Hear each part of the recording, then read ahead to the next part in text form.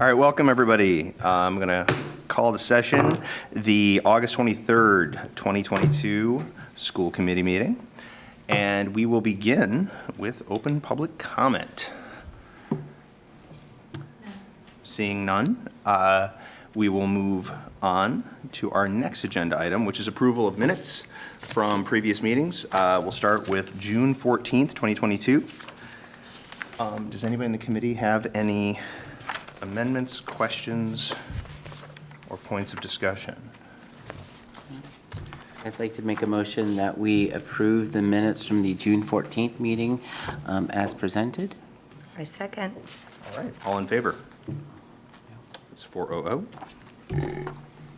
And I'll note, I should have sooner, that committee member Raymond was unable to attend, but she sends her best. All right, minutes approved. Next, we're going on to our teaching and learning highlight. It's a first for us, although we have touched upon it in the past. This item comes at the suggestion of a lot of folks, including the superintendent and a few committee members. And so with great thanks in advance, we're going to move on to our school safety update. Dr. Berdos, would you like to MC? Sure, I would love to. I'd ask if we can have Chief Grace, Sergeant Collins. I'm just going to grab one more chair so we can just take the whole row. You can take the whole row. That sounds wonderful. Actually, we're all set.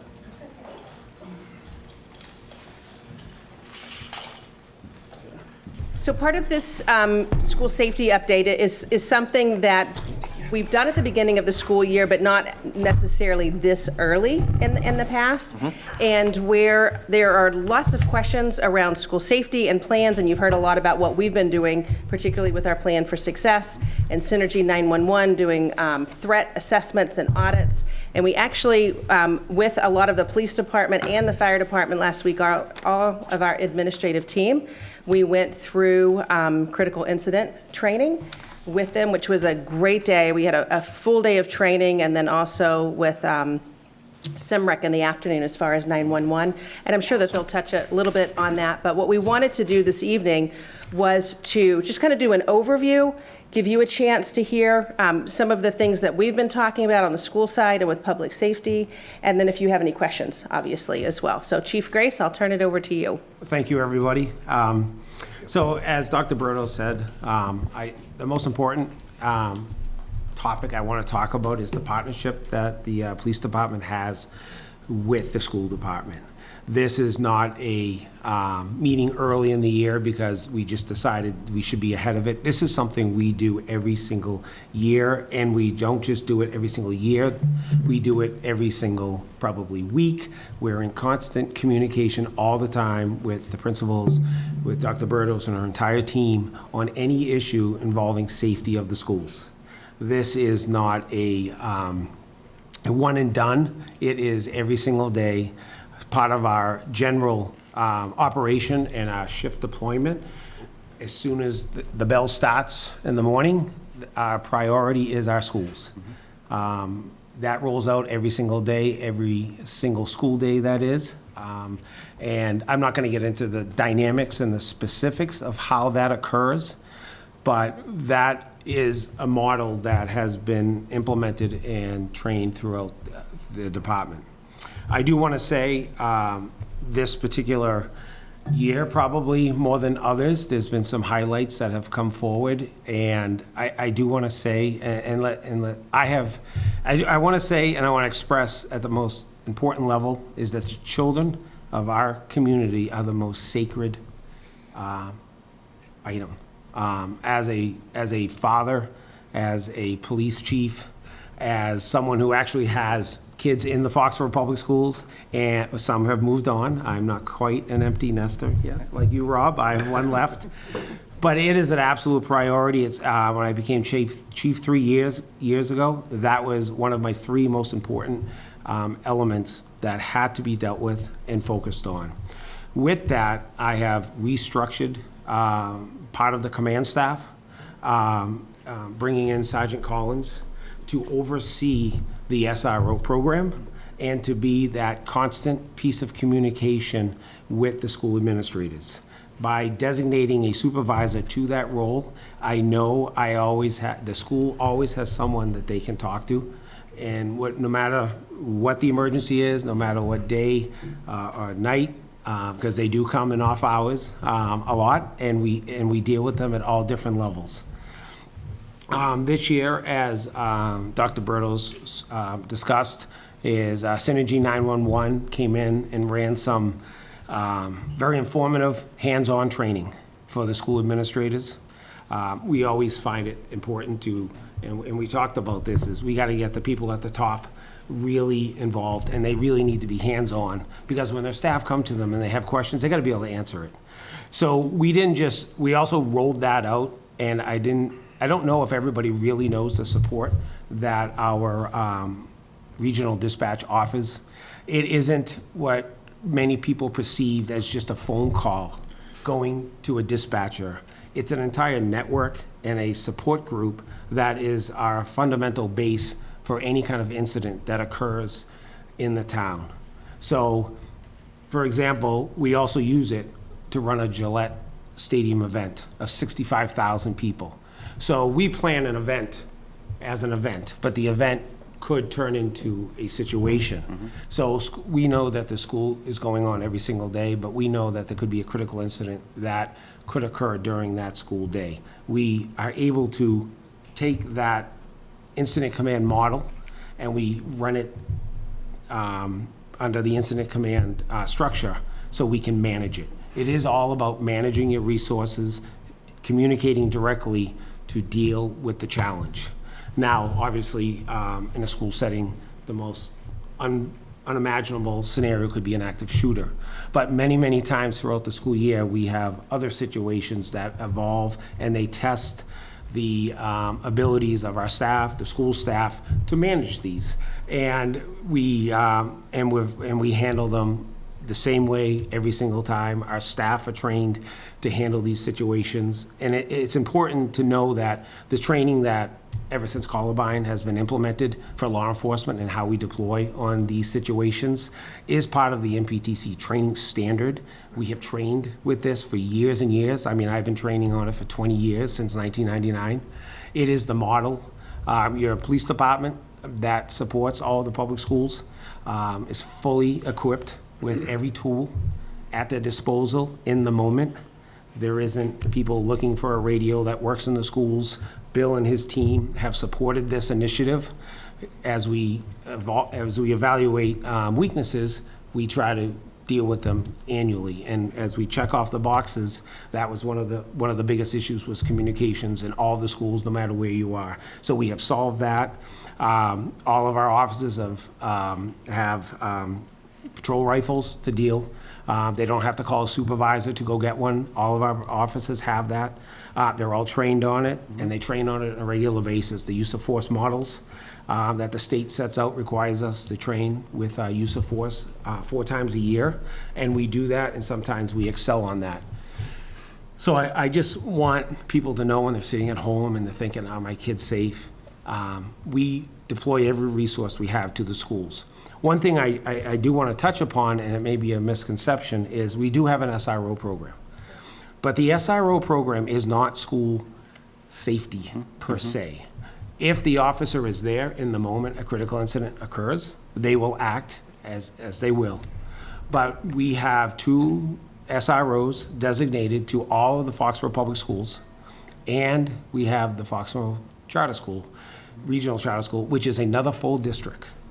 So they are going from school to school to school, working with the staff, and making sure that we're meeting all of their needs on a regular basis. It's a lot of children, and we make sure that we handle that. So I just wanted to give a little, as a very brief assessment of where our staff is and how we roll in situations like this. And at any time, if someone's got a question, just throw it at me, because it's what we do. It's what I'm used to. So I will take any question. But the last thing I just want to touch upon is that when we talk about school safety, it really starts with the school themselves and what they have done internally and how they have, to their best ability, try to harden a soft target, because the school is a soft target. And your Foxborough Public Schools are, in my opinion, ahead of the curve. Their structural security, their communications internally are all up to par. Our ability to access any school door any single time has already been in place. We can get anywhere we need to get to in any kind of critical situation. So I think it's important that people know that we can get there. Our response time within the town of Foxborough, unlike different communities you'll see, we'll be at a call within 2 minutes. So that we have sector cars, we have sector integrity. So depending what school you're in, the officers are assigned to that sector. They're in that sector. If they're not in that sector, then another car is covering that. So the window to get there is short. During critical moments, it will feel long, for sure. And and one thing that we've been really pushing is, again, the support of our regional dispatch and our 911 capabilities. They're able to, previously, before regional dispatch, we had 2 dispatches. We got inundated with 911 calls because we know if a critical incident happens at a school, there are going to be a massive amount. Their team up there can handle it. And if they can't, it sends it to a secondary regional dispatch, which they're able to talk to each other. So the support staff up there is substantially larger than we ever had. And when we're dealing with, and I'll reference this one last time, is when we deal in an event at Gillette, the face-to-face contact and the interpersonal relationships that are developed between our regional dispatch, our Foxboro Fire, and our police department is practiced every single weekend. For example, we'll have a Kenny Chesney concert this weekend. That just happens to be happening, if anybody knew that. So our prep is ongoing all week. We have security meetings, we have face-to-face, we talk about what if, and we have contingency plans. Well, those all exist for your schools as well. They do bleed over because at the end of the day, no matter what the situation is, the fundamental response and the organization of that incident is the key. And that's what we have in place. And we don't just have it in place, we actually utilize it. How many times a year? Up at Gillette? You know, I have lost count. At Gillette, might we So say. these are major multi-agency incidents, because if we have a critical incident at a school, that is exactly what we'll have. And lastly, with the Synergy 911 program that we initiated dialogue with them, Dr. Bertels, you'll have to quote me on how far back we started with our first plans, probably 2014, 15? It's been multiple years. It might even be longer. So these plans were developed on each school about how we're going to respond, who we're going to communicate, and how we're going to manage the incidents. And managing the incident from police and fire, and I'll speak for fire, the incident itself, that's the easy part, because we know what we got to do. We just go in. It's managing everything else as it starts to evolve and pick up those pieces. So we have already pre-staged, pre-arranged a lot of that already, so we're not guessing. Everything from staging areas to parent reunification centers, and I don't think I need to disclose those right now, but they're already in place. All the agreements are there. Everything from including transportation. So we understand that nothing will be perfect, but we have at least laid down the groundwork. And I hope parents feel a little safer tonight knowing that these are in place. And of course, we're open to any conversation or suggestion, maybe not suggestion too much, like we'll take a little to a certain point, but I think I'll leave that part. Okay. And you have any questions? Questions or areas you'd like to hear a tad more on? I do, and thank you, Thank you. Mike, sorry. That's okay. And this could be more for the administration team. What preparation at the classroom level, and again, I understand that not all this we want to discuss, but do we feel like classroom management, building, person management is reinforced enough that I can imagine at the beginning of every school year, there's a lot of information that gets transferred from point A to point B, or from head A to head to person A to person B. How much of that during the school year is reinforced? Because we all know retention, if it's not reinforced, goes away pretty quickly, particularly as you get to be my age category. How much time do we spend reinforcing what happens in the classroom, in the building, as these professionals are doing their work? The education professionals and the students, what are they doing? So, Mr. Chair, good. Please. So we have at the beginning of the year, and by state law, we have to go through a lot of the different safety plans that we have. So that happens at, actually next week when we start on the Tuesday with our full day, they'll be in staff meetings after everyone comes together. And during those staff meetings, those kinds of things are, because muscle memory is important. So we think about fire drills as an example. You have 4 of those by state law that have to take place. We end up having more of those, quite honestly, that take place during the year. But when we have a stay in place or any of these other types of drills, we do those with students, but some of them we focus on the adults because it's the adults that are going to be in charge of the students. We're also going to have full, it was in 2019, full training in critical incidents with all staff. But as you've seen, we've got a lot of staff changing over due to having the greatest number of retirements in different areas. So we're actually going, the training that we had as an administrative team, that is that full training in critical incidents, we're going to do that with all staff. And we're trying to solidify that for our October 7th Professional Development Day right now, because that's a heavy lift, because it's a number of officers that come in, because it's hands-on training in classrooms with teachers, and it's something that we found really beneficial last week when we went through that. So with staff meetings monthly, those are topics that come up. Drills, as when we think about every fall, we actually do a full-blown evacuation drill of all schools and have students leave the actual school grounds. So that takes place. I think that that's something that's not in every school district, where you're actually evacuating as part of just the drill process. So we will have that full training, and then we'll continue, because sustainability for any new staff that come after, when you take on that big of a training, because that involves a lot of officers, and it's not something that can be done in an hour. So Right. you need a lot more time. Right.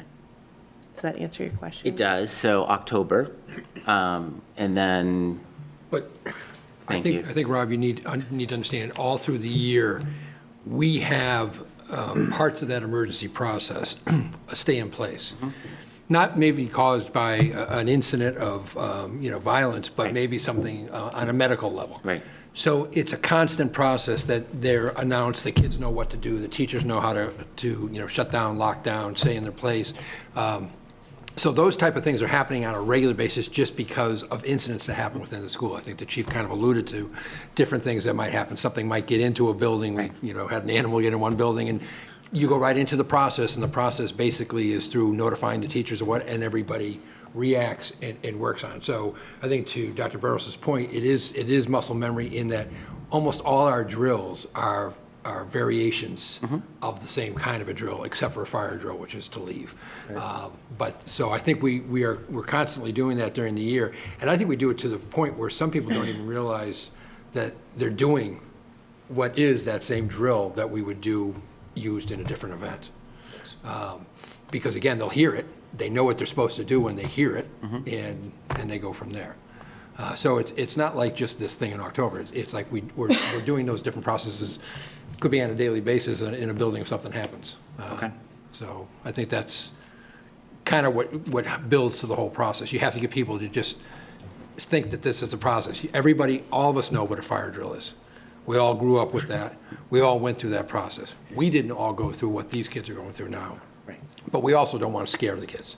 Sure. So that's why the most important thing we're feeling, and I think, with the police department, we're feeling it's the adults knowing exactly what needs to happen, when it needs to happen, to direct the children to what to do. Because in the end, if it was a critical incident, the children are going to be looking to the adults in the room as to what do I do next. Absolutely, yeah, and I appreciate all of that. And I understand the muscle memory piece of it. When there are incidents, whether they are violence, whether they are a raccoon, I don't know, squirrel, I don't know, squirrel, go squirrel, that's probably a little bit friendlier, though I'm not sure.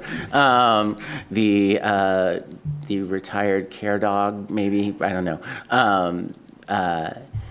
Do you spend time reviewing how the incident was handled, and were there areas for improvement? Yes, so we always do that, and that's when we find out where our weaknesses are.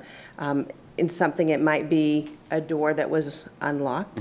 It might be that someone didn't have a door in their classroom that was locked. Right. So we meet with the police department after that, and fire is there as well. They debrief with us even after fire drills, or if they block exits, as an example, to see, and we don't tell the teachers that in those cases, you know, the exit's blocked and they have to think about, well, what am I going to do? Right. We have medical response plans. We have critical emergency teams in place. They meet with their principals to review anything that needs to be reviewed. But it really is with the police department afterwards, sitting down after those evacuation drills that we do. Or if something happens, there was a situation last spring that was not our schools, but it impacted our schools because of where it's located with Carpenter Street. We then met and talked about that afterwards, what worked, what didn't work, and what needs to be changed from a communication standpoint afterwards. So even if it's not directly related to us, we're debriefing on those things to find out what do we need to do differently. And we've learned with every single one of them and continue to get better in our either response or our planning ahead of time. Okay. Thank you. I just want to thank you. So the way I take the message tonight, I've always believed that physical and emotional safety of students is one of the most critical things we do in school. And this effort is both physical and emotional, in my opinion. It's reassurance. So I do appreciate the attention and the concern with intent.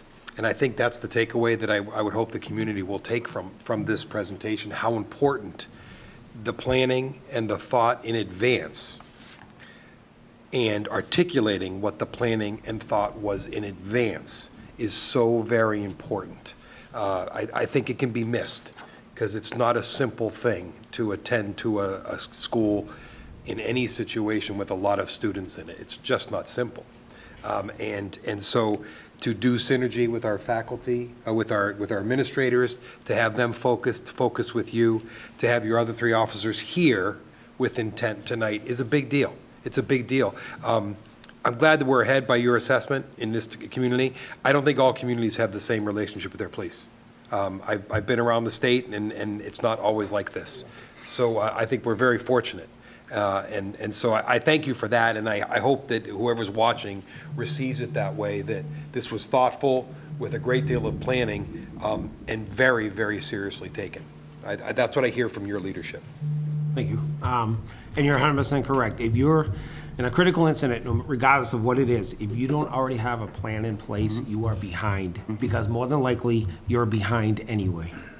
I do want to apologize. I actually never formally introduced my staff here at the table. And I feel like I just have to stop and It's fine, so please do. What's up? Please do. Yeah, so this is Sergeant Collins, this is Officer Godino, and Officer Allen. And Sergeant Collins oversees the SRO program, as well as many other items within the department, our community relations, our domestic violence follow-ups. And Officer Godino is taking on the task this fall, first year as an SRO, and Meg Allen is first or second year? This will technically be the third. Yeah, third. COVID's starting to wipe out the school. So I just want to give them an opportunity just to introduce them to you and to the community. And Sarge, So my name's Val Collins. I'm a resident of town, mother of 4, one that's in college and then one that's starting kindergarten, so 3 still in the public schools. I've been a sergeant for about 4 years in the department, a little over 10. And, you know, this this meeting that we had last week was very progressive, and I hope that people watching understand that as we have our plans for our critical incidents and the chief, and that's always evolving, but it's very nice to see as in this position as a parent of students in the school system how progressive and the collaboration between the schools and the police department is, because we do plan, but we also all have to be flexible that there could be a deviation of that plan, and that I think is really huge and impactful with the training that we did with the department, with the school department and with SEMREC last week, is the flexibility and the willingness to be open to things that change, because as we know, with incidents that happen across the country, we learn something different each time, and as we learn, as the chief learns and brings it to the department, for us to be trained on that, and it comes to the school, that their willingness to evolve with us as we have to, change things for safety, and we learn new ways to do things that make us better in responding, and also the schools better with what they need to do for their deployment and train their professionals there, was really huge and impactful as a parent. And I just appreciate that. I appreciate the chief with what he has done progressively for us to continue to train, even last week and this week. For training, and then also to have the conversation, which I think is a huge piece for us to continue to just be a better police department and to make sure that we keep all the children safe. So thank you for this opportunity. Thank you. Joe? I'm Joe Godino. I'm a newcomer this year. I'm newer to Foxborough. I've been here approximately 3 years. Sure. Prior, I was in Framingham for a little over 13 years. Did a lot of investigation stuff and the detective work for 10 years prior to leaving. Looking forward to getting involved with the schools. Most nights I'm at the rink, so I do know a lot of the kids. I took the time when COVID came to go back to school, so I finished up in May to get my degree in Southern New Hampshire. I think I spoke in my interview when I was looking to take this role that I was, impacted by my SRO when I was younger. So I'm looking to pay it back, pay it forward. I had a great SRO that was a coach, mentor, you name it. And I'm really looking forward to, taking on that role when it comes. Welcome, Joe. Officer Megan Allen. I've been with the department just over 3 years.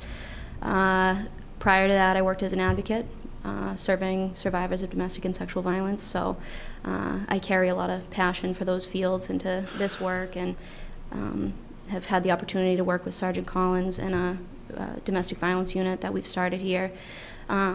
So that's a lot of what I try to bring to the schools, is not just addressing the safety of the students, but the well-being as well. So obviously we try to meet every conversation I have with any student, any faculty member, administrator, parent, with the same care and attention that I would bring to speaking with any survivor of any type of violent altercation. There's obviously a lot of overlap, so I do my best to try to bring that passion to those conversations, and excited for another year. I think I want to thank Sergeant Collins and the chief, because I know one of the other things that they've been doing more this year, and that is getting their newer officers to go through our buildings. We know our buildings pretty well because we're in them every single day, but if you're running into the high school, a 200,000 square foot building in an emergency, and you have no idea what that layout is, it would be kind of daunting. They have obviously all of our schematics of all our buildings. They have copies of, actually the 911 center has them as well. So that's out there. But the ability for an officer, even if it's just when he comes up with a cruiser, to go get out of the car and take a walk in or take a walk around. I mean, no one on our side is ever offended that an officer is around. We actually embrace it. Yeah. And I think most of our staff and the kids do too. So it's like there should be no negative to the fact that that's happening, but it's a very positive thing in the sense that they're much more familiar with our facilities and our abilities that way, which will only help us if something does happen. Thank you. Yeah, we do have to say, we go to recess sometimes, and Meg and I have showed up, and they've been playing cops and robbers, and of course, at gym, so we jump in and we play in full uniform. They let us play the cops. Yeah, so the schools and the principals are very welcoming, and we want it to be where we come in the schools and it's familiar, and we are at recess and we can jump in a gym and sit in the classroom or at lunch, and that's been a very positive experience for us. But it's been just great with the principals and the new principals that we've met so far that are very welcoming to our staff coming in and being around on just a positive level. Thank you. So I don't know if Mr. Chairman and Dr. Bertos, are we able to talk about the SRO program? I was actually, if you didn't mind, I was going to ask because there are, many people have misconceptions about what it is, and I've heard you speak with eloquence and passion about what the program is, and either you or Sergeant or any of the officers, I'd appreciate a little more information if that's something That'd you're be able to fantastic. talk, just to discuss. So Thank you. recently, the state has come out, and we've had an MOU for the SRO program for the last several years with metrics on a performance aspect of the job. But the state recently came out in spring of last year, in which the school department does request the SRO. If a police department cannot provide that, by law, that police agency has to reach out to another state agency to provide that service. So I am happy to say that we are meeting that goal. I would love to have 4 or 5 of them for you.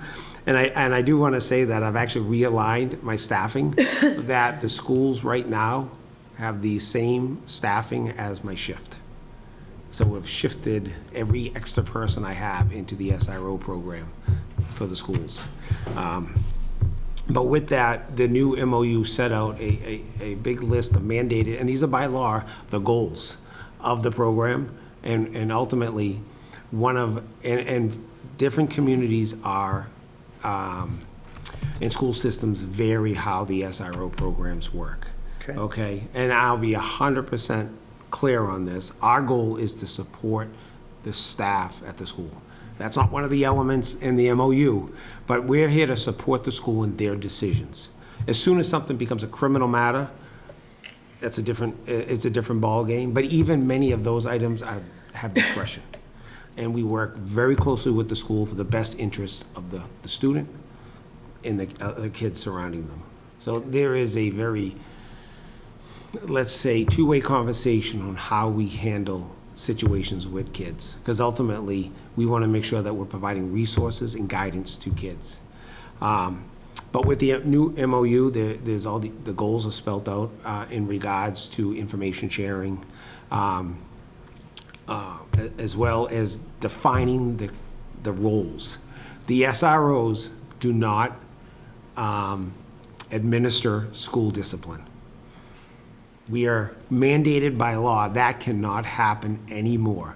And I'm going to show my age, and I may even quote the old vice principal, Mr. Sweeney, from the high school, and I'm telling you, he would institute discipline. If that didn't work, the cops were called.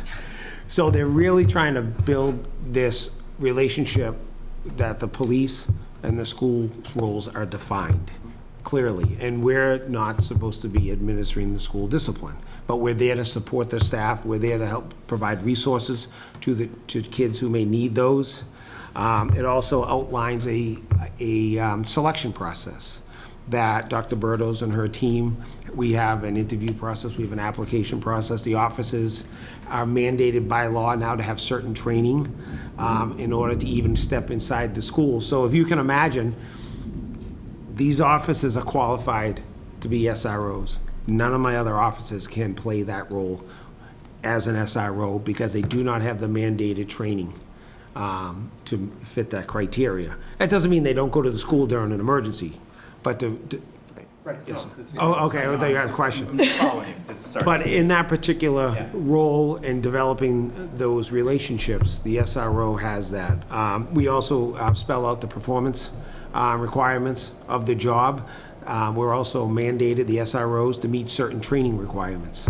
Every single year, they have to have so many training hours, and the MOU spells out what classes or what area specialty they should be focusing on. So we're meeting all of those benchmarks, and we have a review process, and then we go at it again. So it's very dynamic. We're also limited on some of the information that the school shares with us. There's information, immigration status, gang status. None of that can be shared with the police department anymore. Now, again, during the school safety is the exemption. If there's something happening in a school and the safety of the school is in question, that's off the table. That communication is happening and that's being shared. But this is the goal that it appears to be is they really want the officers to not walk around heavy-handed and impact the students negatively. And that's never been the motto here in Foxborough anyway, and maybe potentially in other districts and other cities, the SRO program might have been used differently. So I just wanted to kind of spell that out. There's also a bunch of, if you don't mind me interjecting, I recall, there's a lot of proactive work that you do with the students in the community if it's necessary or called for. And there is. So if we have children that we see potentially are in need of services, I bet you Meg could speak to some of the services that we have had encountered over her last 3 years with students and how we've been that bridge with some of the school resources and some of the other resources in the community. Because ultimately, the child's need is where we really want to focus on. Sure, yeah. So as I'm sure you can imagine, obviously, we're all mandated reporters. So apart from 51As that we may be filing, we feel very strongly about our community partnerships. So depending on what's going on, I've had children who were negatively affected by domestic violence in the home or any type of family violence, mental health concerns that either they're experiencing themselves or someone in the home is experiencing that might be having negative effects on their day-to-day. So a lot of what I do and what we do collectively is reach out to our community partners. We have, I've had the opportunities through all of the training that we're able to be sent to. I've had the opportunity to get a lot of contacts and network with a lot of great people from a lot of great agencies. In Foxborough, we rely heavily, for example, on the Quincy Family Resource Center. They're great. Wayside Community Care, Riverside Community Care. I could go on and on. We're actually in the process right now. Sergeant Collins and I are drafting up a community resource guide that's probably going to stretch beyond about 20 pages, broken down by category. There's a lot of resources in the state, and a lot of times what I've found personally is just that people aren't aware of them. So, to be honest with you, that's a lot of what we do as school resource officers. There's a large emphasis on the resource there. Again, obviously we're there for safety, but we're also there for well-being. So we try to put our best foot forward there and make those connections for people. And I've received some positive feedback from families that those resources make all the difference for them. So. And we're also, a lot of the school safety meetings that occur, whether it be yearly or monthly, the SROs are now part of those meetings on a regular basis with Dr. Bertos and our staff. So we're just connecting as many situations where we know there's an overlap, because it does happen outside of work. So that's a brief summary of the 13-page MOU. No, I appreciate it. Thank you for not reading it line by line. No, I think it loses some of its value when you read it like that. Nice. Well, it's the team too, Mr. Chairman. It's the team that sits before you, right? Right. You got two parents with kids. We have someone who was impacted by his SRO and his coach, and someone with an advocacy background, right? Yeah. So, what's on camera is a team that can serve this town pretty well. You're here. So the last area I was curious about, and then this is something that we get regular updates on anyway, is just infrastructure, and we hear it from Mr. Yukna a lot. And I know there was some work going on this summer in regarding to doors and cameras and things like that. I just want to say thank you for the partnership on that, and thank you to Mr. Yukna for continuing to mind the store on that front to make sure that we're always upgrading our safety equipment within the schools. Mr. Chair, Please, Rob. well, just one last question. So one's a comment, one's a question, I guess, two things then.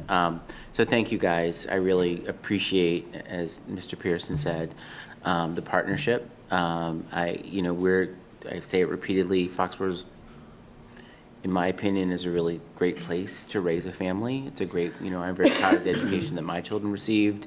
I'm very proud to be, some type of contributor to our schools and to our community. So thank you guys for taking this, taking this role for our community and for our students and for our schools. If parents or families or community members have additional questions, and this is a question to anybody, what is the best way for them to get their questions answered? Is it to go through the administration offices? Is it to go through the the school resource officers? What is the best way if people have questions or comments or concerns about, I want to focus on question B, or just wanting to get more information, what's the best way for somebody in the community to do that? I mean, I'll start and then the chief can follow up. I think it's always important to have that relationship with your administration at the school level, because each of the schools, it could look different at elementary versus middle school or high school. So I would say to start with your, if it's something in the classroom, you can ask the teacher, but if it's something more than that, the principal, we're certainly here to answer questions, but at the same time, we want to be able to get the question answered the best for the parent. And I know Chief Grace is always open to answering questions as well, and he's always inviting questions too. And then, I mean, certainly I am, but I want to make sure that it's answered to the best scenario as possible. So Rob, I think you just answered one of my questions, or supported why I have a supervisor of the SROs, is so I can funnel all of these to the commander of that division. And then Sergeant Collins can either probably answer it or send it out to the team and do that follow-up. I can tell you, like, honestly, we receive hundreds of questions Sure you do. all the time in regards to people across the community and a wide variety of issues, whether it be traffic issues and this. So we take these and we process all of them. Sure. So should we just post Sergeant Collins' personal phone number right now? No, Yes, but you, no. All contact right up there, on the bottom, but yeah. you can go to the town's website and email us, but you can call the police department. The SROs have all their own phone directories in the phone system. Go right to her and leave a message, and I'm quite sure, I know she will respond back. And you can thank me later for asking that question. Have So, to. If they don't catch me on my phone, they'll catch me on a soccer field or somewhere else anyway, so welcome it, yeah. That's right, exactly. And lastly, her shift on her rotation was changed now, so she is available Monday through Friday to assist the schools. Previously, under the CBA agreement, she was on a 4 and 2, and we found that there were gaps. And for 2 days off, a Tuesday, Wednesday, people didn't know that she wasn't here. It wasn't because she's not here, it's her day off. So now she is here Monday through Friday. Sure. So I think that will also help with the school administration with point of contacts. thank you. Well, Officer Allen, Officer Godino, Chief Grace, Sergeant Collins, thank you so much for being here. I know I rest a lot easier hearing this from time to time, and I really appreciate the thought that you put into everything, and I imagine other people listening do as well. So thank you so much for being so thoughtful. You're welcome. And if throughout the course of the year, if you need us back, we're here.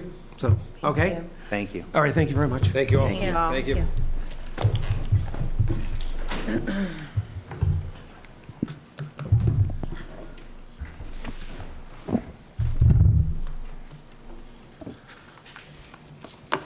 Next up, we have the superintendent's update. Dr. Bertos. All right, I'd first like to start with officially welcoming Dr. Burrows to her first on-camera school committee meeting as the assistant superintendent. I know that we've already had school committee meetings this summer at our retreat, our goal-setting retreat, but that one wasn't on camera, so officially welcome. Thank you. Glad to be here. Welcome to the show that never ends. So I have a number of updates, and I'll start with public health, since we were just talking about safety, thinking about public health and safety. We're going to be beginning the school year very much like we ended the school year.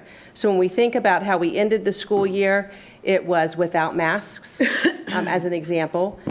However, unless you're in a health office, masks are still required. So that we're going to start the year as we ended the year that way. So just a couple of updates, and this was in the update that I sent out to families last night as well, but just for anyone that did not see that. There is no statewide requirement for masking unless you're in a public health office. There is not any recommending for surveillance testing either. So when you think about how we had test and stay at the end of last year, all testing, any kind of surveillance testing has gone away. The contact tracing has gone away as well. So those are some differences as far as out, because we were still doing that at the end of the school year. If you have someone, another change is they've had an exposure to someone that's been positive, and if they're asymptomatic, regardless of vaccination status, they still come to school. There's not any quarantining there. The difference is if somebody themselves was positive, then that's the 5 days before they can return to school. And any questions, obviously, asking any of our school nurses who have been just really extraordinary. 5 days without symptoms. Without symptoms, Yeah. yes. Yes. The reminder is always, if you are sick, to stay home, I think monitoring symptoms always, to that point is always important. But again, we're going to see those changes as we start the school year. So, I'm really looking forward to a more traditional, typical school year, and I know our faculty and staff are too. Right now, when we look across the town, there's about 17 cases. So we're in a very different place than we were, but it's going to be nice to start this school year as we ended the school year. One of the other announcements that came up was from the Commonwealth of Massachusetts, where they voted to extend free lunches to continue for all students. We were very excited to see that. So that will happen again. The important reminder there is for anyone that would qualify for free or reduced lunch should still complete those applications, because there's other benefits that go along with that. And those are going to be available online. And that information was sent out to families too, and they can go and do that registration online. But if they need paper copies, they can always get that from the school as well. But having free lunches again for the 22-23 school year for breakfast and lunch, that was great news. As far as over the summer, since this is really our first big meeting before the school year, we had a lot with our Summer Learning Academy, our extended year programs that took place this summer. It's really busy now with sports and music and everything that has started up. We have some things taking place this week with new teacher orientation tomorrow and on Thursday as well. As I had shared in my letter, we are welcoming the greatest number of professional staff that we've had due to retirements or people moving from one role, and that's caused domino effects. When we think about, as an example, that we've talked about here, like Mr. Savidio, who was the assistant principal at the high school, is now going to the director of guidance. And so we're welcoming Joe Casaro to be a new assistant principal at the high school. We're still in the process of filling the other assistant principal position that we have.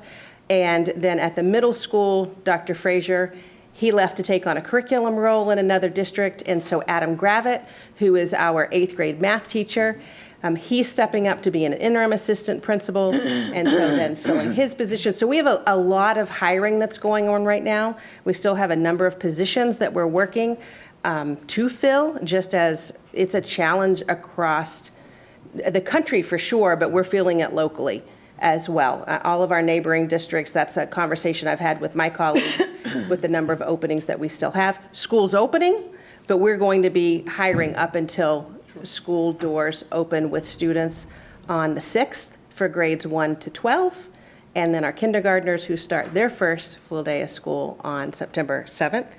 Other things taking place this week. Yesterday we had our full administrative retreat, and we're very fortunate that the craft organization hosts us up at the stadium. So when we think about team building, particularly with new members, what a great venue to talk about team building and working together. So we're very fortunate to have them support our leadership team each year, and that was a great day yesterday. On this Friday, the grade 5 students for the transition for Where Everybody Belongs. The web program will take place at the middle school, and we have our upperclassmen at the middle school, if you will, as our web leaders, and they will be important, facilitators of that day that takes place on Friday. Also on Friday, actually, we have the meet and greet with FMA, and there's a preview of the marching band at 7 o'clock on Friday as well, so that's a busy day.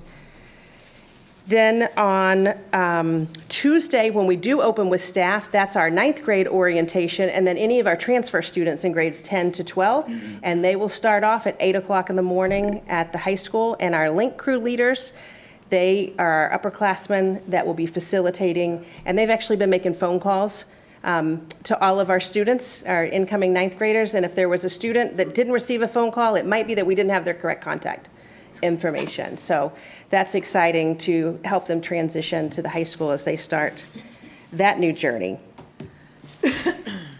I'm trying to think if there's any other technology, and I know Mr. Heyer will probably speak a little bit to this in his update, in that on Friday there will be the update of registration, online registration, where it's updating contact information, emergency contacts, those kinds of things, signing off on the student handbook, as you'll hear Mr. Donovan talk here in just a little bit about. So that's going to be a really important email for parents to watch for, to be able to update that information, because that also feeds into when I send out communications such as, it's a snow day, not that we want any of those, but if we do, that's where that information is pulled from. So if it's not updated within Power School for us, then they're not getting those up-to-date messages. So that will be a reminder that goes out on Friday. And then the other, I know that we're going to have the update from facilities. I will take a moment to say thank you to our facilities crew and our technology department. They have worked so hard this summer, and the buildings, they look fabulous. The floors are the one thing that amaze me every single year. It's amazing when you look at the building at the beginning of July and you look now. After? It's just, it really is a transformation.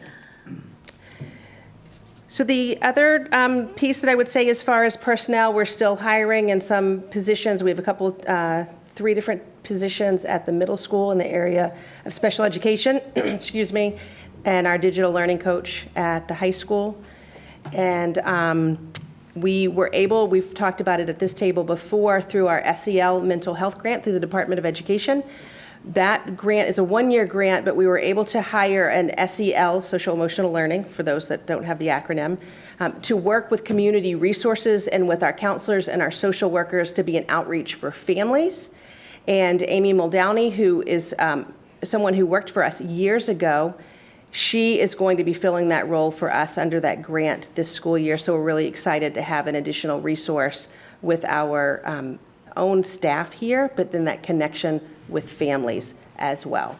So a lot of change, but a lot of really exciting things that are taking place. And we're really looking forward to seeing students and welcoming them on the 6th or the 7th, depending on if you're kindergarten. Right. So those are my updates, questions.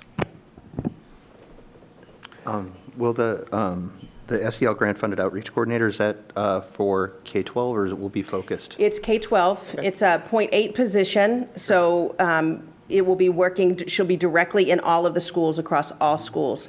And when we think about what are the resources, and doing family outreach, like workshops and things too, so really reaching out to families, like one of the things in the conversation that we just had recently was, when we think about the 6 o'clock virtual evenings that we've had, that's not worked for some families, because they may be home, but it's dinner time, or it's getting kids ready with nighttime routines and those things. So how can we better meet the needs of our parents for accessibility for some of those types of things? So those are some of the things that we're really looking forward to, surveying parents about those kinds of resources or workshops and providing them at a time that works. Thank you. Any other questions or clarifications from the committee? Thank you. Okay. Thank you so much, Dr. Berdos. A lot going on, as there always is. Up next, update on summer work preparation for the opening of school. Mr. Yukna, I'll turn it over to you, Bill, if you want to introduce. Tony, Aaron, Welcome, you wanna- gentlemen. So Tony's going to go through what facilities has been able to accomplish. Unfortunately, I think COVID became the scapegoat for everything nowadays. So while we ordered a lot of things last spring, they're trickling in. Some of them are bigger than others, and some of them are part of our safety program, but we hope to have those all done at the beginning of the school year, a few weeks into it. So I'll start with Tony as far as facility updates. Well, good evening, everybody. How we doing? Welcome back. Thank you. So obviously, we starting off with the floors toward all the buildings. We strip them, we wax them, they shampoo all the carpets. We go into all the bathrooms and high pressure all the tiles and everything. That's a yearly thing, and you're right. The floors look beautiful the first,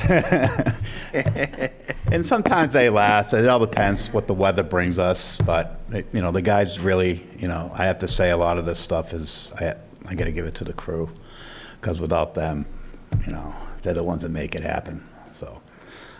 And also we do the refinishing of all the gym floors. That's we're in the process of doing another one next week and one this week. So that's something we do every year, and it helps the floors stay in good shape. Also, stuff that you guys don't see is like the grease traps. We do the hoods, the science tank, holding tank. That's the stuff that just has to be done every year to keep be on top of everything on preventive maintenance. And also filters. We change all the filters throughout all the, we actually do it 4 times a year in the school year. So we do all the univents, and then we do all the rooftop units, all the HAUs, and especially in the spring too, where all the pollen in the air gets all in there. But we put them in there, we date them. So we have, if anybody had a question, we can always say, hey, if we put them in here this day. And so that's a year, we do that 4 times a year, but we also do it during the summer. We go through there, we clean the coils and get everything all greased up and oiled for the beautiful winter that we have, And what else we got? So I got playground mulch coming in. That's something we do yearly. We go around, we hit all the schools with this mulch. And I've also been buying these they're playground mats. They're really thick. They're like 2 inches thick, and the kids really have a hard time moving them. But it's nice as you put them in, and you throw the mulch on top, so that way you don't get that big digging. You know what I mean? Because otherwise, if you see any swing set, there's a big from the swing sets, a big ditch, and so that eliminates that, which is good. So that's we got about 6 more of them. So every playground pretty much has that now on the school side. And just little stuff that we've done in the buildings, like at the IGO, we did 4 rooms this year with rubber tile. We also painted 6 rooms. These rooms they take a beating, and we try to get on a regular schedule. Some years we paint so many rooms, and same thing at the high school. We do painting like 6 rooms every year. And what else we got here? Yeah. So the Adjourn school, we also did a lot of replacing floor tile there. We did like the moisture mitigation on that area. We did 3 classrooms and part of a hallway, and we try to do some every year.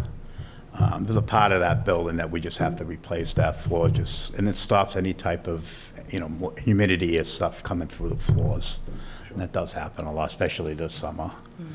But we're on top of it, and we get it done, and we do as much as we can every year and keep it going. And also we added 2 ADA opening doors over at the Adjourn. So when you come in the front door, you hit the door should open if you're in a wheelchair. That was never there before, so that we added this year. We actually made the inside door. Now it's the vestibules, because we put hardware on the inside of the door before you go into the office at the Adjourn. Used to be able to pull them in and just walk right in. Yeah. Well, we put hardware in there. We put all school guard glass too. So we almost make like a compartment right there between the front door and the interior door. And then we're going to do, you're going to have your access control. they'll do it, and we'll do the access control on that, so that'll be good too. It's just double security, and it's very good there. We added like another 16 charging stations in the Ahern, and I believe in the fourth and fifth grade, or fifth grade, but we added 16 of them. What else? Oh, yeah, also, just came in today, I got all my, now this is something Bill was right about. We ordered this stuff back in June, and these were just cylinders, cores for keys, because we're gonna rekey the outside of the high school and rekey the outside of the Ahern. And we ordered this in June, and we just got them today. So I'm having some issues. Certain products are very hard to get. You know, it's like, but what are you gonna do? We have to, work around it. Also, in the high school, we did some work out back where we rerouted the sewer to the chamber, where before it was going through the back, across the parking lot into where the softball field is, and they come all the way back. So over the years, I've been, putting cameras down there, and the roots from all the pine trees are starting to get into it. So we just did a shortcut and just cut right across the parking lot, and so that was a big, that was great. Also, we've in the process of we replaced about 4 or 5 pieces of equipment in the wood shop. 5, yep. Yeah, so we put all new equipment in the wood shop, and plus I had to rewire the whole thing. It's just had to start from scratch and make it right.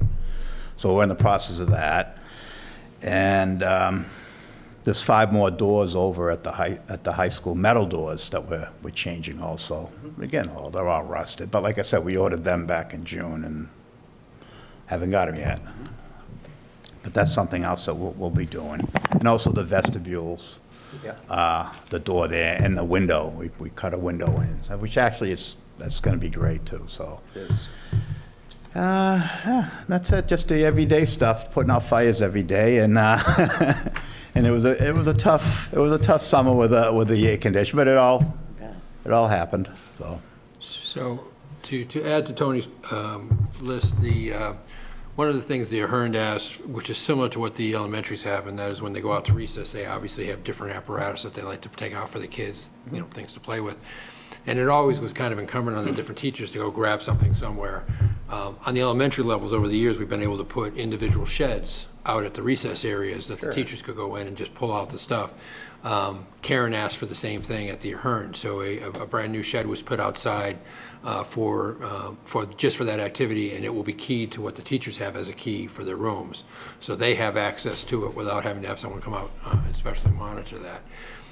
Tony's point on what we did with the Ahern's vestibule area, it's called creating a man trap. So effectively what you're doing is you're allowing them up to a certain point where you have more visibility to them, number one, but then they're effectively in an area they can't get beyond until you allow them beyond it.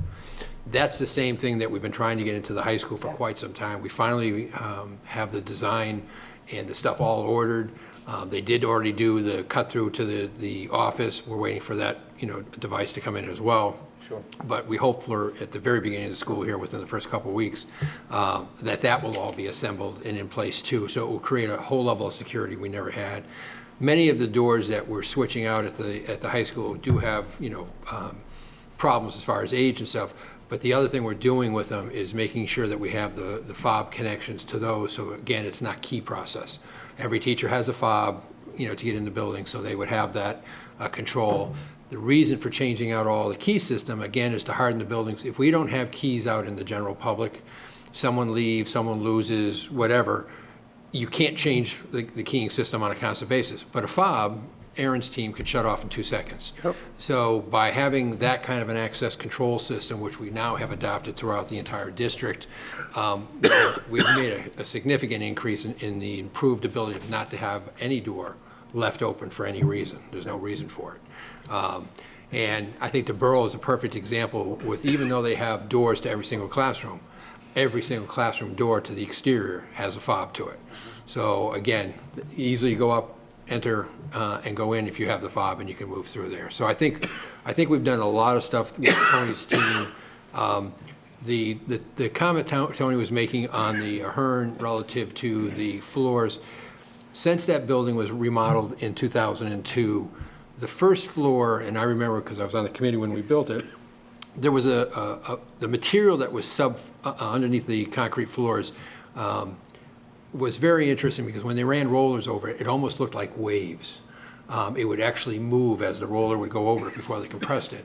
So we had to put in a geomat system and everything else as part of that project. Well, the unfortunate thing with that is it's what we're now finding is that it creates a level of moisture between the concrete floor and that subsoil that everybody thinks it's something else, but all it is moisture coming up through the concrete, and it doesn't allow the glue that's underneath the tile to dry. So every time you're stepping on the tile, the glue is still kind of squeezing through. So what Tony's been doing over the last probably 4 or 5 years is we've been picking the 3 or 4 worst rooms each time, stripping the floors out, putting a total layer of sealant in and like a mask or epoxy to it, and then putting the tile back down again. And it's really, any one of those floors that we've done, and I think we're up to about 9 or 10 of them at this point, there's no issue at all. So we know that's the solution. Obviously it's a long-term, it's an expensive solution. It's an expensive solution. It is the one that basically does take care of this problem. And again, as we hit the worst ones each year, we're obviously getting down to less and less of a problem as we move forward. So again, a lot of work. You're going to be in facilities, you're in a constant, update and correction mode. But I think we're very fortunate between Tony and Carl as far as the management side, the staff they have, the subs that we have on a regular basis, and again, then the custodial staff, which really is just, I think they're a phenomenal team. So I think they've done very well this year, as they have in the past. Good crew, very good crew, and I got to thank all the guys too, because I couldn't do it without any of them. So. Well, and I thank you all for the stewardship of the buildings, right? It's what you take good care of them, they take good care of us, and it's why they've been around us as long as they have. So I really, really, really appreciate how forward-thinking all of you are with it. Aaron, you want to give us your update on? Sure. So just starting with, again, the staff. It's really the staff that makes this work happen, and it's the collaboration amongst technology, amongst maintenance, amongst our administration that allows us to get so much done during the summer. As Dr. Bertos shared earlier, this has been a busy summer, and excuse me, at the end of the school year, students get to go on vacation and get to relax, and our teachers get to go on vacation and relax, but our technology staff, our maintenance staff, our administrators hit the ground running, and they gear up. And it used to be that sometimes we would feel like we used to get a little bit of a breath, right? But as Dr. Bertos mentioned, it's a busy time of the year for us. So we start right off with the Professional Development Institute and making sure that we can support all the technology requirements for our teachers doing, important professional development work right into summer learning and extended school year. And then expanding our school beyond the school year and beyond the walls of the school is all of the summer learning activities that continue with students at home, and whether that's using our digital learning applications at home. So making sure that students still have access to those resources to do that work over the summer. So it really is kind of a balancing act, getting ready for the next school year, but also trying to keep services and things running for people that are continuing to do learning throughout the summer. So with that said, I'd like to thank our staff and thank the collaborative relationships we have with maintenance administration, with teachers, really with the community, and then the support of the school committee as well. In terms of maintenance, I don't know if Tony gives it justice in terms of what the cleaning process is in the classroom, but all of the equipment, all of the technology equipment, anything that's not permanently mounted to a wall is removed from the classroom so that they can go ahead and do the deep, thorough cleaning that they do in the classrooms. But that presents quite the challenge for our technology staff to try to get it all back in the room and get it working before teachers come back. So in terms of preventative maintenance, we have more technology than we've ever had. we continue to switch to mobile learning and mobile infrastructure to support that.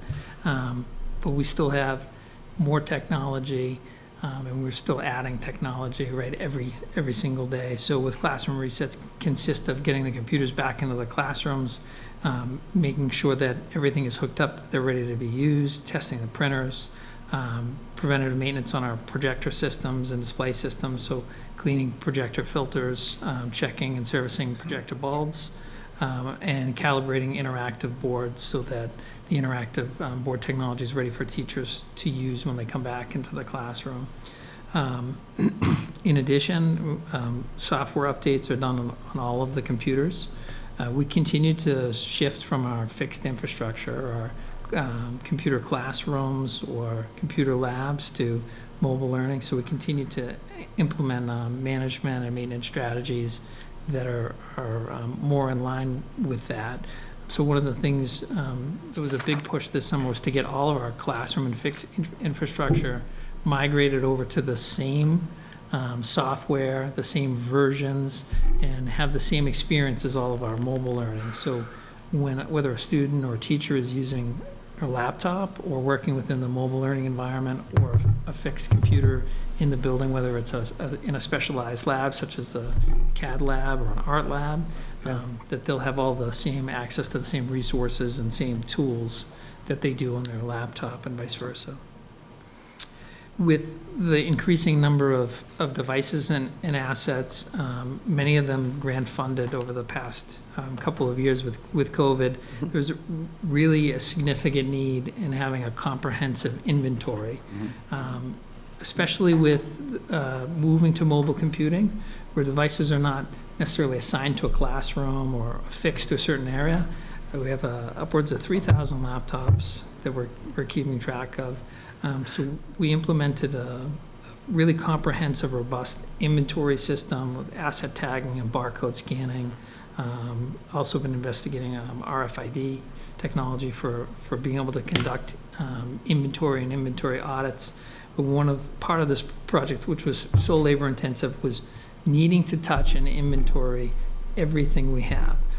So people might not realize, like, everything down to a laptop charger has a unique serial number and is now serialized into our inventory. So this is something we learned going mobile.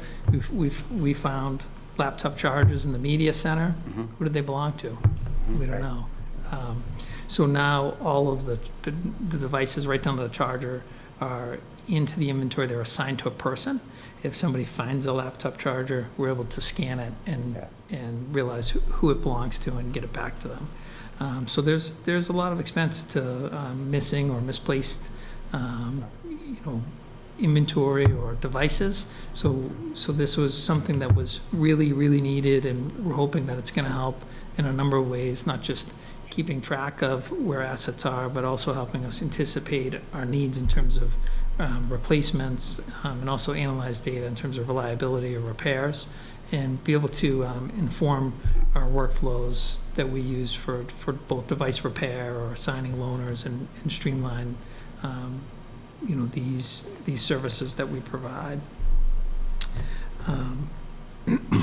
A number of other projects in terms of just getting our systems again more mobile and more mobile friendly is we're implementing a mobility print solution this summer, so it's to allow both teachers and students access. And as much as we want to de-emphasize printing, right? If everybody has a laptop or a mobile device, and we're using digital learning resources that are available through the internet, printing is still very much a necessity, right? So moving from our fixed infrastructure where we had classroom printers that are in the classroom, those devices are directly connected to that one computer. The mobile print technology allows us to print from laptops and also do it in an efficient way. And this is kind of a timely, kind of a dual purpose implementation. So we talked about supply chains being limited and the difficulty in getting equipment. One of the most difficult things for us to replenish has been printers, and not just the printers themselves, but parts and consumables as well. So we've had a lot of consolidation of printing equipment, and this allows us to print efficiently using a mobile print service. People are able to print to a cloud print queue, so it's not necessarily a specific printer, and then go to a printer somewhere in the building where there's a QR code on it and scan that QR code. And when they scan that QR code, their materials are then released from the print cloud. So minimizes on toner waste, paper waste. Sometimes people print things by accident and they're not picked up, or if people are printing at the same time, materials might get mixed up or might get printed in a way that they're not usable. So that minimizes a lot of that type of waste as well. A lot of updates on security. Tony already talked about the person traps or the vestibules being installed in the buildings, working with Tony to make sure that there's the card access systems are integrated there on those doorways and those entryways, and that also that there's additional cameras installed to provide better access or visual accessibility in terms of people in the building, seeing who's approaching the building and who's at the door before they release them. Also adding additional intercoms. So again, these are projects that have been ongoing here since June, in terms of planning. We're still waiting on some of this equipment to come in, and hopefully the next few weeks we'll be getting some of this buttoned up for the start of school. Again,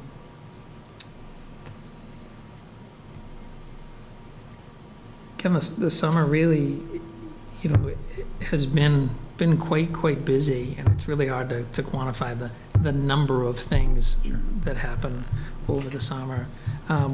Just kind of connecting back a little bit to our plan for success. A lot of work done this summer in terms of data, in terms of the preparation of digital learning applications and rostering of digital learning, software solutions for teachers, so assigning students and teachers together in these platforms, and then also the tremendous amount of work that's done to meet the state's requirements around reporting for student scheduling, reporting for student information, and also employee information as well. So just really a tremendous amount of work done this summer. It's really hard to quantify how much work is done in such a quick time. So some things to keep an eye on, or to be aware of, some upcoming things. Dr. Bertos shared with you that later in the week we'll be sending some information out about the annual student information update. I know we started tonight talking about safety.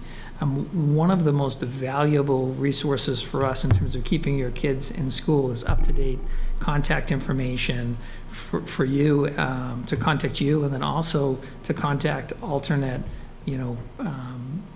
emergency contacts in the event that we're not able to contact you. So it is really, really important. I know that the last couple of years with COVID, with remote learning, with hybrid learning, this information has never been more valuable. But I want to really encourage people to the extent they can, be responsive to this information. And when you see this information in the next few days, to go ahead and get a little bit of a head start at getting this information updated for us. So this is your contact information. This is also sharing with you some policies and some procedures that are important for you as well. So you'll be seeing some information about that at the end of this week. The other thing we're going to be sharing some information about is the School Messenger app. So School Messenger is the mass communications platform which we use here in the Foxborough Public Schools to share important information, whether that's new principal newsletters, whether that's emergent cancellation information for snow. Sure. So one of the things that's also been increasingly challenging is getting people relevant information in a timely manner. So recently, over the past year or so, there's been a number of FCC changes which which make it difficult sometimes for us to send you automated messaging, right? So there's lots of automated messaging you don't want to receive on your cell phone, and on through text message. And these seem FCC requirements for cell phone companies to filter mass communications, right? Also sometimes impede us. So by downloading the app, it does a number of things. It allows you to see what your contact information is on file with us. So you're going to see exactly how we're going to contact you in the case of... Excuse me, did you say the app? Yep. So we're going to be sharing some information about the School Messenger app. Thank you. Okay.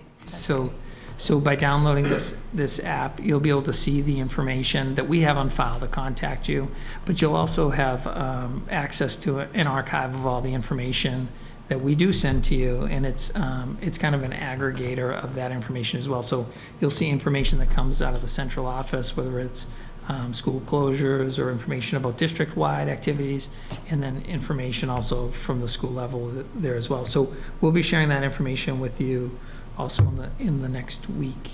Cool. As well. So that's all I have. If anybody has any questions. I think the other thing that you all have to remember, if you listen to the list of stuff that the technology is doing for the schools, you have to remember that they're also doing the town side at the same time. So that doesn't stop. Concerts, football games, all of that they're involved with. So I want to give them a shout out, as Aaron said, because both facilities and technology are town-wide agencies, if you will. So they're doing the major crush that we give them in a 10-week period, but at the same time, they have to do the regular job of the other side of the town as well. Yeah. It's crazy. My only question is do you guys have vacations planned at some point? I should have After asked that school before starts. Bill said what he Oh, yeah, said. right, after school starts. Yeah. Because it's truly, Have to. it's more than 52 weeks. If there were more than 50, if we could put more than 52 weeks in a year, then I'm sure that you guys would have work to do in those additional weeks. Right. Yeah, so it's definitely, again, it used to be that the summertime there was a little bit of a break between the end of June and, the 4th of July, but it's very busy, and at the same time, we need to be here during the school day and during the school year, because that's when important things are happening, that's when teaching and learning is happening, and at the same time, that's also when the important work that prepares for that happens too, so it's busy. Again, just want to thank our staff. They're very, very dedicated staff, and we couldn't do it if we didn't have these collaborative relationships, though. Right.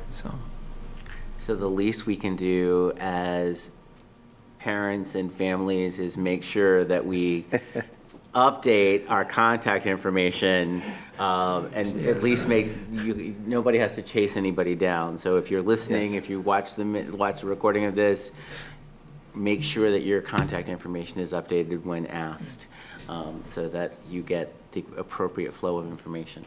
So again, too, part of that is that important information to keep your students safe, but it's also us asking you for your permission, and asking you about some very important decisions that you as parents, that it's your right to make. So we're asking you to be responsive to that, and to give us permission in some cases for things that are important, whether it's your students using certain types of technology, or having access to certain types of resources. So those are your decisions, and without your choices, it makes it difficult, right, for us to provide the services and access to your students when they're with us in school. So, Thank you. great. Any other comments or questions from the committee? Thank you. I'm so grateful. Thanks so much. Thank you so much for this update. It never ceases to impress me how much you all put into a few short weeks of summer, so thank you. Great, thank you so much. Have a great night. Thank you both. Yes, I wish you a more restful September.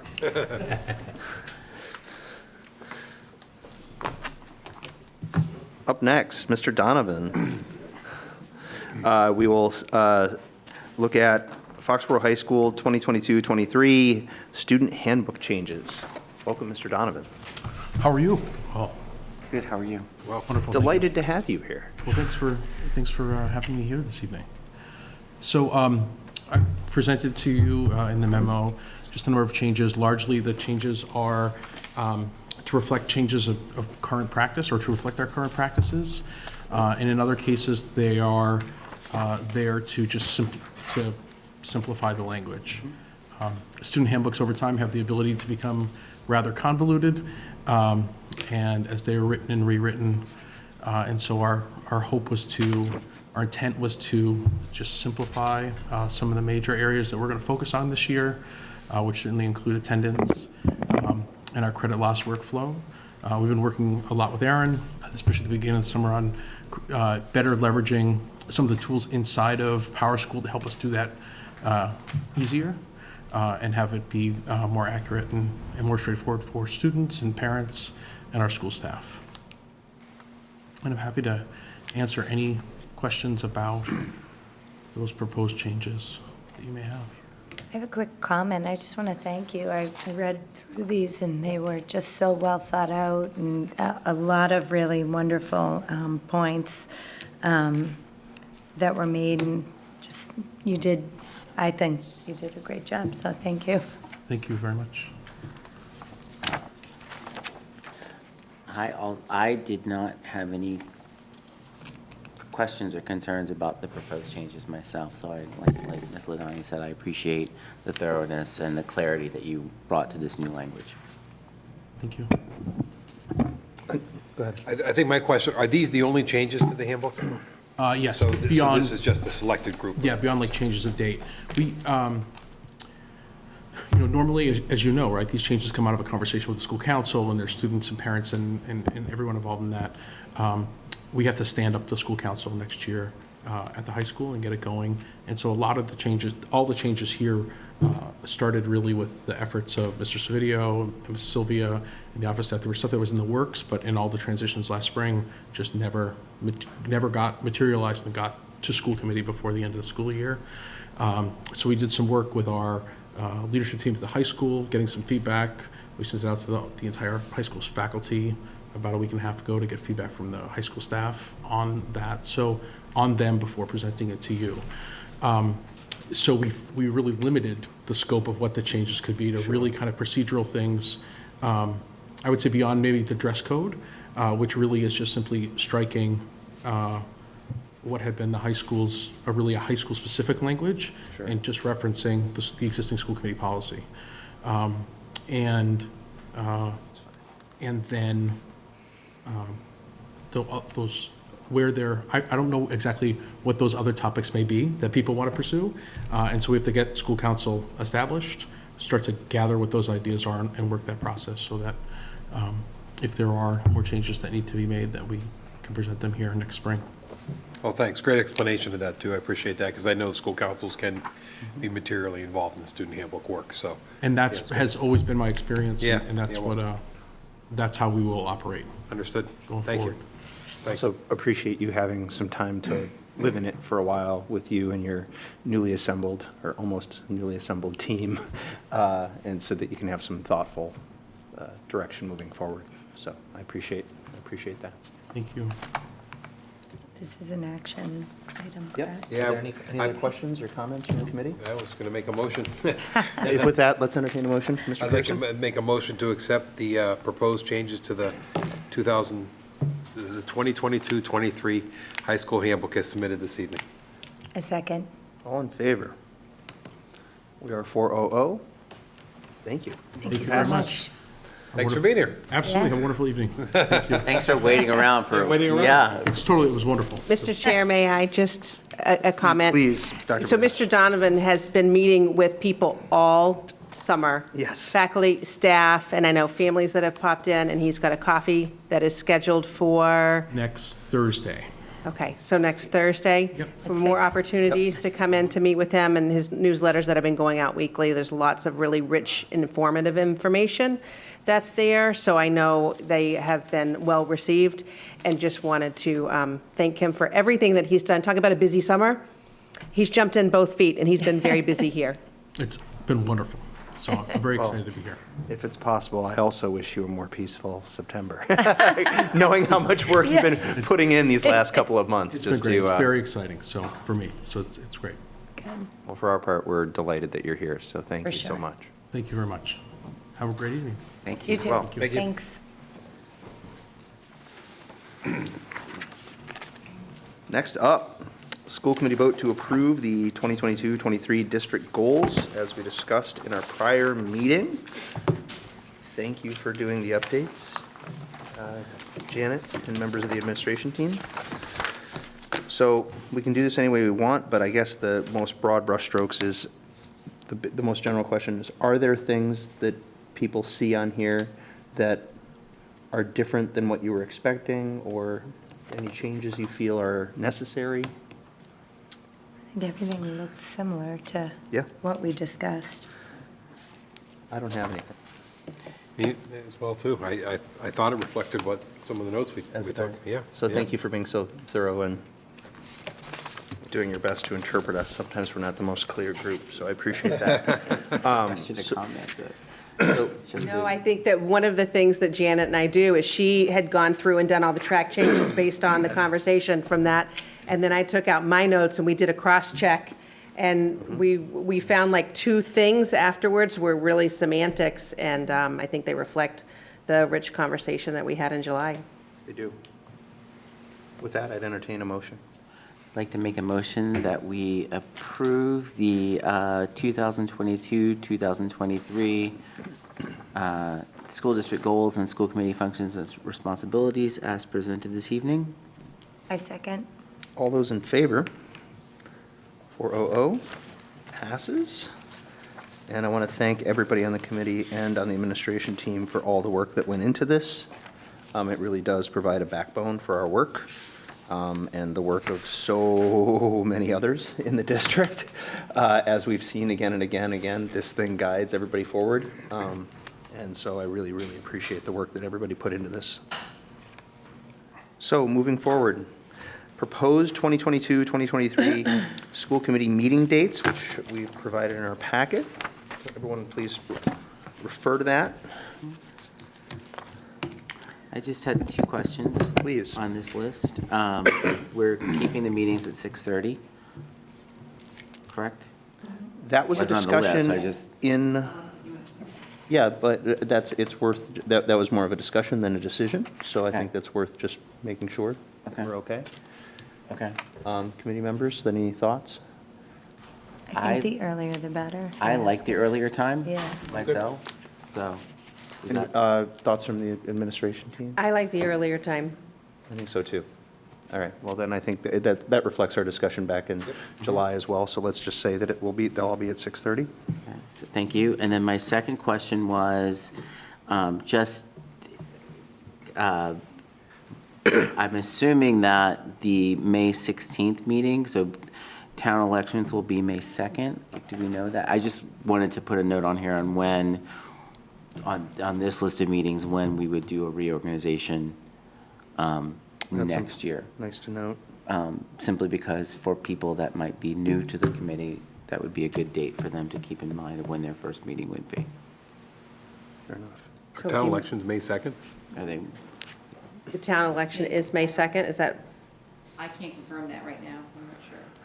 it could be just a useless point. I just, No, do we want to meet on a town election night? That's the. Well, I think, yeah, the fairer point is we probably don't, and so let's look ahead at when the town elections are, if Mr. Cutler has that finalized, and then if we need to revise one of our dates, we can do that as we've done in the past. Sure. At a later date. I believe it's the first week in May, so if it's not the second, you know what I mean? I would I think we're believe, too. good with I the think you're- 16th to give a little time. Well, I thought where you might have been going was if the second doesn't work, then maybe we want 9:23 or 9:30 or something like that. right. See, the problem is we're working around the Board of Selectmen's Understood. Right. schedule, Understood. so Yep. Absolutely. it would be the two dates that they don't have. So Okay. most likely, the only date then would be the 16th for May, unless you wanted to change Here's, a day of the week, or here's the other thought and Which is a possibility. consideration, is that the last 2 years, the year Rich and I ran and the year you two ran, I mean, you're not even sworn in until after the meeting's over. If we were to have a meeting at 6:30, do you know what I'm saying? Like, by the time the election's over. So it wouldn't be the first meeting until the next meeting anyway, you know what I mean? Understood. The election goes, the polls close at what, 8? So, Right. do you know what I'm saying? I mean, Yeah, no, I do. It's an act- I know your point, The what you're committee's still active, is saying, what you're but, saying. yeah. Okay. Is it worth exploring what the dates are available in May? Because there's five. Well, that's what she did. Okay, so we the know. second and the Every other than 16th. Yeah, sure. So these reflect the dates that are available in May. The dates that are available. That are on So a there's- Tuesday. There's 5 Tuesdays. Exactly. That's why I was bringing that up, so there's 5. Wow. Yeah, because it's 31 days. So May 1st must be a Monday. Yeah, no, I have my calendar up, yep. Thank you, Joe. Now, if you look at January, there are 3 dates available. So you would want to choose the 3rd, which is the return from break, which may not be a great idea, or the 10th. Actually, it was, And then, I was going to comment on that and just say, great point, Janet, that maybe my vote would be the 10th, just to give vacations and getting back in the swing of things for the January. whatever you want, really. But there are 3 dates available that month. From That's a fine. budgetary standpoint, where we're going to be, second, not make much of a difference, right? Given just the human factor, I would probably prefer the 10th, but I would, if members of the admin team were feeling differently, I'd absolutely do that. Then I let's think if you call it the agree, I 10th. think we ought to book it in so that we lock that date in. Yeah, so let's that- call it the 10th Yeah. and see if we can get it booked in. 3 of them? No, the 10th. Yes. Don't get confused there. No. All right, the 10th. I'll 10th, and then let's leave the rest, and then we can take a look at the election date and revisit that later if necessary. I think it's a good idea, too, because if we wind up not using May 2nd, Right. we'd have 4 meetings between April 4th and June 27th. Right. That's probably not enough. The things that June we, 27th will be after the school year ends. Yes. So I get another it. thing to keep in mind. yeah. Which is Um, also potentially right. something we would want to consider. But I would just think only 4 meetings, with what we have tried to pack in Mays and June in the Yeah. past, I think 4 meetings is not enough. Right, and even when we were looking at these dates for the 27th being when school is out, so when we think about the challenge we had with the curriculum review cycle, this year we had to have both of them, which made it a really long Yep. Yep. night. Did. So you also have, in talking about the goals that approved in the state evaluation, for me, you need multiple meetings there too. yeah. So you still really have to have the 2 June meetings, even though the 27th, but we would have to front load that Yeah. first date with anything that's teacher representative. And then, And so to that, I'm sorry, Brent, to that point, I'm assuming then that the 6th and the 20th are booked by Board of Selectmen in June. Yes. Okay. okay. Then can I just take a straw poll amongst admin and committee members? Is it the second best day to meet should changes or additional meetings be necessary? Is there a preference between Monday or Wednesday? Or would both or? Either days? is fine. I was going to suggest a different day of the week to add a meet, like if we had to pop a meeting in, I mean, just for. if we needed to pivot. This is just more for. Yeah. Just. Yeah, just to know. Planning purposes. Okay. So let's call it Wednesday. Just, I don't know. Is that better from an admin perspective in terms of getting stuff ready for the committee, or is there? We have town meeting on May 8th. Sure. 8, you have to put 8 and 9 aside, right? Yeah. Just in case it Case goes in over. case, right, not that you need it, so that puts 9 problematic for a school committee, right? So it'd either be May 10 or you could keep 16 and go 10, 16, but. Yep. Can we just, because it's useful, that's, I'm sorry, that sounded, can we add town meeting to this calendar, just as a note that Just as a notation that you know. Yeah, because we're. do you mind? We're going. And we This could is- This is the also, one I keep on my bulletin board as a reminder, so. and thinking that town elections are going to be May 1st, we could add that to the calendar as well. It is Thank May 1st town elections, May 8th town meeting. Oh, so the second one. Thank you, Joe. No, you, Joe. but you will have a new, we potentially we'll have a reorganization that evening, So it'll be reorganization on the second. right? Yeah, that's okay. That's fine. Okay. So May 2nd works, yeah, I was kind of thinking May 2nd was a problem. Okay. All right, then a tentative May, you're looking probably May 10, that's just a Wednesday, if we can get it. Or sorry, was I putting the cart? Well, before no, horse? we don't need May 10 now if we're going to have May 2nd. If May 2nd is Yeah. good. Right. Yeah. May Okay. 16 is good, so it was just me. That's fine, okay, I just Need want to make mixing sure up that one people and didn't two. still feel it was crowded. No. Okay. Yahoo.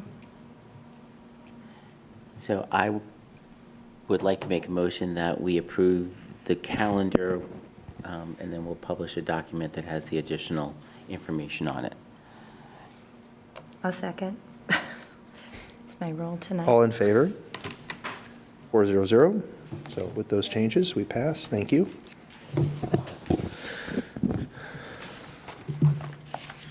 Next, acceptance of donations for a percussion kit. Who would like to introduce? Turn that over to Bill.